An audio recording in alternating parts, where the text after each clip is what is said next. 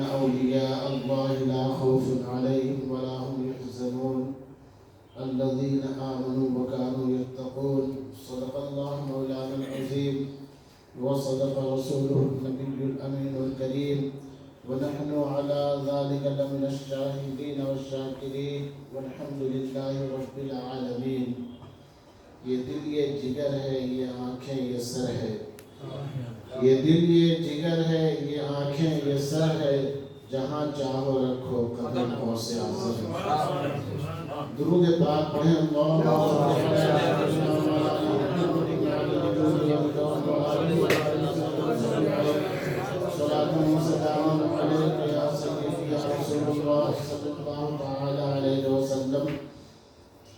قرآن کریم کی جس آیت کریمہ کی میں نے تلاوت کا شرف حاصل کیا ہے، اس میں پروردگار عالم نے اپنے محبوب بندوں کی تعریف اور توصیف بیان فرمائی ہے، اور ان محبوب بندوں میں ایک عظیم المرتبت جنہیں شہنشاہ ولایت سرکار بغداد حضور غوث سمدانی قندیل ربانی سرکار سیدنا غوث اعظم شیخ عبدالقادر جیلانی رحمۃ اللہ تعالی علیہ کی ذات بابرکات ہے.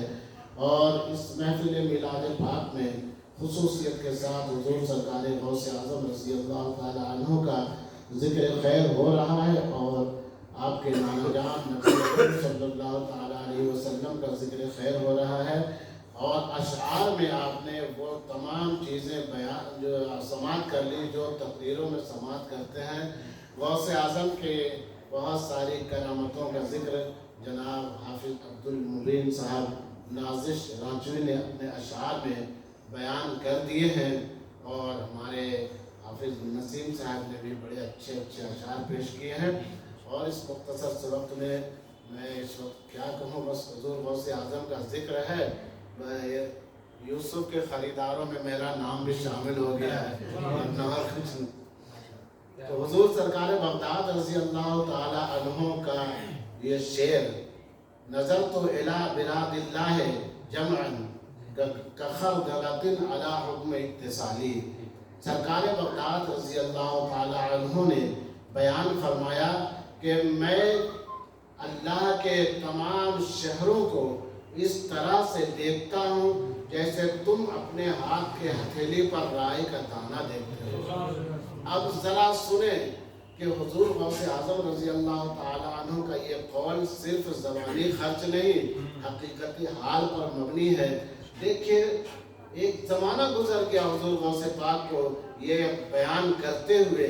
ایک زمانہ وہ تھا کہ جب ذکر کیا جاتا تھا کہ ایک ریڈیو ایسا آنے والا ہے، پہلے تو ٹی وی کا زمانہ نہیں تھا، ایک ریڈیو ایسا آنے والا ہے کہ جہاں سے لوگ بولیں گے وہ سامنے سے نظر آئے گا. تعجب ہوتا تھا کہ ایسے کیسے ہو جائے گا کہ ریڈیو میں بولیں گے، کوئی پاکستان سے بولے گا، کوئی افغانستان سے بولے گا، کوئی امریکہ سے بولے گا، اور ہم لوگ کیسے اس کو دیکھ سکیں گے.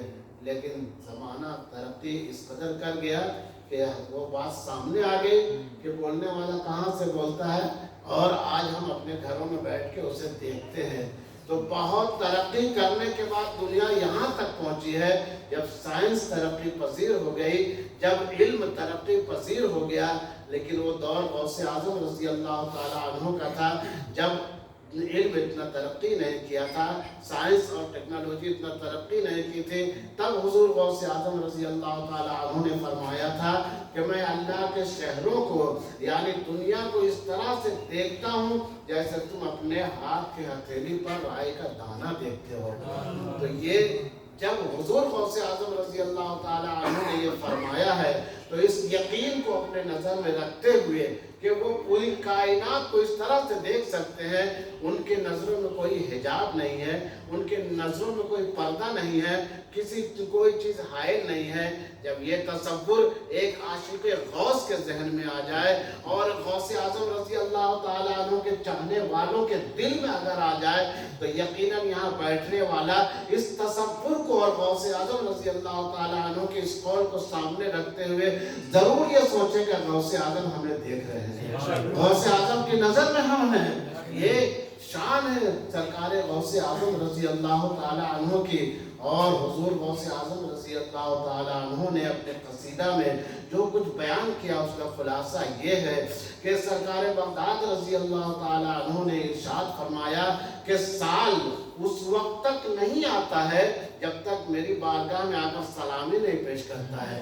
سال آتا ہے تو میری بارگاہ میں جب بھی نیا سال شروع ہوگا پہلے میری بارگاہ میں حاضری دے گا، تب وہاں سے سال شروع ہوتا ہے. مہینہ جب شروع ہوتا ہے میری چوکھٹ پہ حاضری دیتا ہے، ہفتہ شروع ہوتا ہے میری چوکھٹ پہ حاضری دیتا ہے، دن شروع ہوتا ہے میری چوکھٹ پہ حاضری دیتا ہے، اور بتاتا ہے جب دن کی شروعات ہوتی ہے غوث اعظم کی بارگاہ میں حاضری دیتا ہے، سلامی پیش کرتا ہے اور یہ بتاتا ہے کہ آج کیا کیا ہونے والا ہے. تو یقیناً آج کا دن شروع ہوا ہوگا تو غوث اعظم کی بارگاہ میں صبح جا کے صبح کا منظر اور دن کا وقت غوث اعظم کی بارگاہ میں جب اس نے حاضری دیا ہوگا